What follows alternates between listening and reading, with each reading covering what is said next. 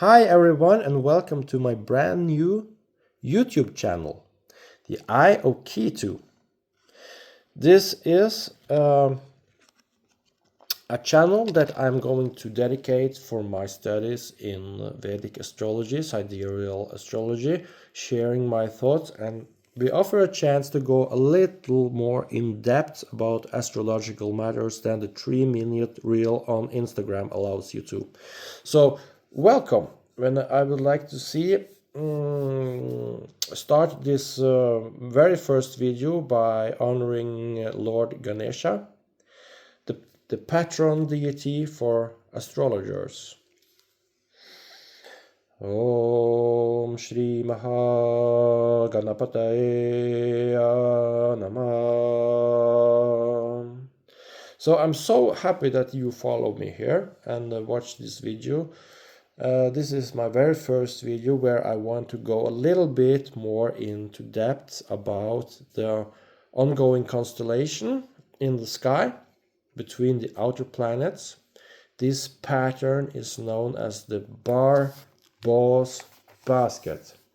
And Instagram is all over with the Bar-Boss basket, but mainly through the lens of tropical astrology.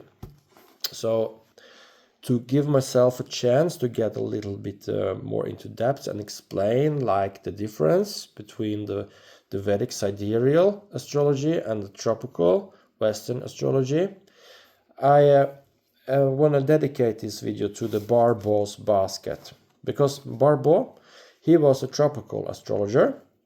Andrei Barbeau, he lived from 1921 up to 2019. He dedicated his life to astrology and the study of science, and the study is particularly the outer planets that occupied his mind, and which also gave his name a heritage in the astrological world. We will remember Barbeau for this basket, and this basket, the corners of this basket consist of 4 of the outer planets. The outer planets are up till now very under-communicated in the Vedic astrology, but I think also it's a great mission for astrologers, as in other sciences, to take into account new discoveries and develop theories about these planets within the existing framework. And the Vedic framework goes way back to the times where there were only the moon constellations that was occupying the mind of astrologers. So the Vedic astrology is very occupied with finding the position of the planets, just like astronomers do, where they actually are in the sky. You see, Jupiter is actually in Cancer now. It's actually about 14 degrees into Cancer. Uranus is 14 degrees into Taurus. Okay. Neptune is 14 degrees into Pisces. Well, and Pluto 14 degrees into Capricorn. These are this geometrical shape that Barbeau was so occupied with and so fond of are now happening right here, right now, in these days of July. And I see a lot of videos on Instagram explaining Barbeau's basket through the tropical point of view. The tropical astrologers, they make sections of the zodiac based upon some imaginary time. They imagine that the sun is located 0 degrees Aries at the vernal equinox.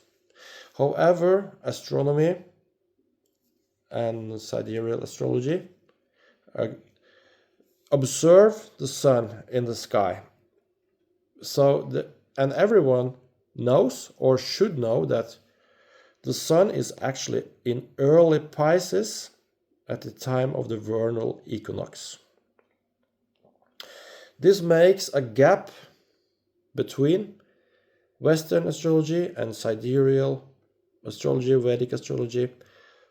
The gap is now 20 degrees. 1500 years ago, they were agreed. Astronomy, Western astrology, sidereal astrology all agree upon the fact that the sun was actually 0 degrees Aries at the vernal equinox. And since then, Western astrology and astronomy and sidereal astrology made the different parts. Western astrology fixes 0 degrees Aries to the vernal equinox. Eastern astrology, sidereal, Vedic astrology, fixes the sun to where it actually is. So the sun is about 10 degrees Pisces in the vernal equinox. Some astrologers make this difference even wider. But the Ayokitu, I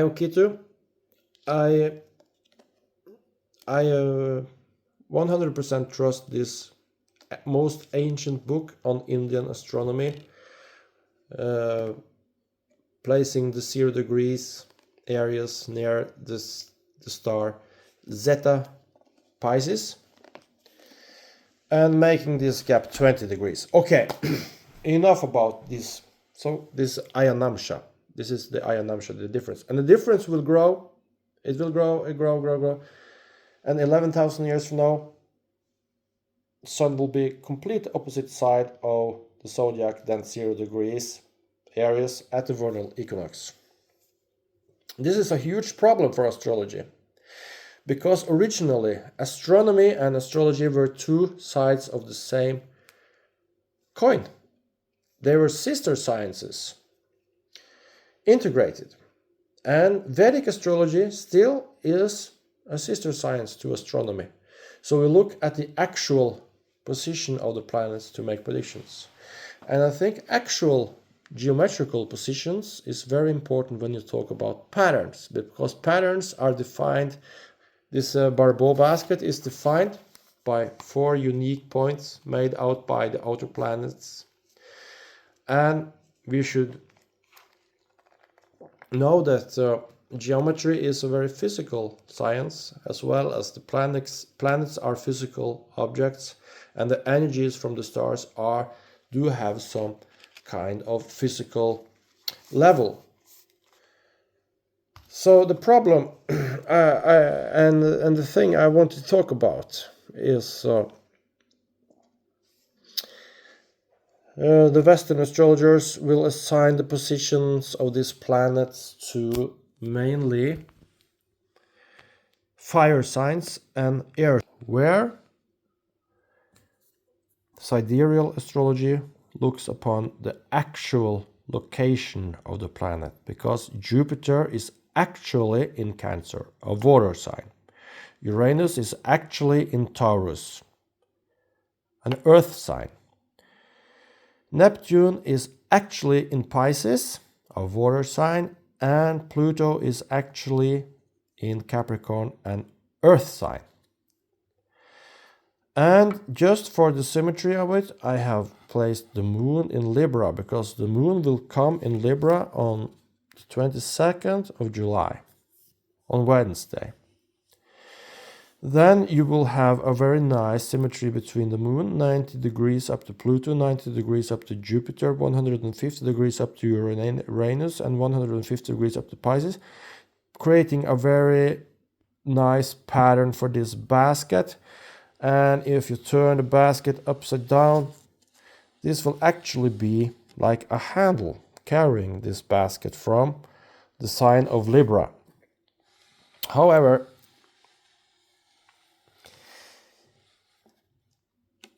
the point is that the outer planets are either in water signs or in earth signs. Pisces is a water sign. Jupiter is in Cancer, its favorite sign. So this is emphasizing a more emotional and more down-to-earth approach to these interpretations of the Barbos baskets. And the most interesting corner of this basket, in my opinion, is Uranus, because Uranus is in Taurus, and more specifically between the stars of the Pleiades and Aldebaran. This area is known as the Golden Gate of the Ecliptic, and Uranus, taking its name from Uranus, which means heavenly. The Greek muse Urania is the muse for astronomy. This is suggesting that Uranus is always coming with some new inventions. And in the Earth sign, Taurus, in the Golden Gate of the Ecliptic, Uranus is now launching some new ideas, new inventions. Because these Earth and water signs are highly spiritual. This is a highly spiritual configurations. So, with a brand new Uranus passing through the Golden Gate of the Ecliptic, the muse Urania, the muse for astronomers, are now telling us to align the astronomical observations with the astrological interpretations. And I of Ketu make predictions that the Vedic astrology is going to be, together with all sidereal astrologies, the future of astrology. And the spiritual, emotional side is also expressed through the positions of these outer planets, aligning our spirituality with emotion more than reason. You see, the fire signs and the air signs are more connected to reasons, while the earth and water signs are more into the deeply emotional structure of our souls. And I think that this lunar cycle that is going on now in Libra will culminate this basket around the 22nd of July. But the moon will continue its journey all the way back to Cancer for the new moon in the very last segment of Cancer. This moon will cause a very strong solar eclipse, visible in Norway and in Iceland and maybe eastern part of America. This will be a very strong solar eclipse where the energy from these Barbo baskets will manifest into transformation. And I will, by my predictions about the upcoming weeks and months. In the upcoming weeks and months after the eclipse, with mixed together with the energy from the Barbo basket and the fact that the new moon will occur twice in Cancer, water sign, I will say that now the time has come where people really start to feel that they are a cosmic being rather than just a person, an ego. People will tap more into their spirituality, and spirituality will become, in fact, more mainstream in the weeks and months to come. Up till now, talk about spirituality around the lunch table is not the favorite subject. You rather go talk about the football cup, or you talk about the weather. You don't talk about spirituality. But after this eclipse, it will be more natural to talk about spirituality and acknowledge this within our hearts on an emotional level. Because it's when it's emotionally rooted, it will instantly spread out through the population. So the nerdy stuff of astrology, of spirituality, of alternative medicine, healing and stuff, all this nerdy stuff will now turn mainstream. And that is my main prediction based upon the sidereal look on the Barbo's basket, especially taking Uranus' position in the Golden Gate of the ecliptic into consideration. And I think that this is a great way to start my new YouTube channel, the Eye of Ketu. Please follow if you'd like more in-depth analysis of what is going on. In my next video, I'm going to talk a lot more about the upcoming solar eclipse. But thank you for watching, and please try to feel these energies within you and feel that you are a kind of a cosmic entity. I have a special little affirmation that you can recite on July the 22nd, when the moon is aligning up in special symmetry relative to this basket. And it goes like this. I am on a journey. I carry infinite potential. My inner voice guides me. I trust myself. My dreams come true.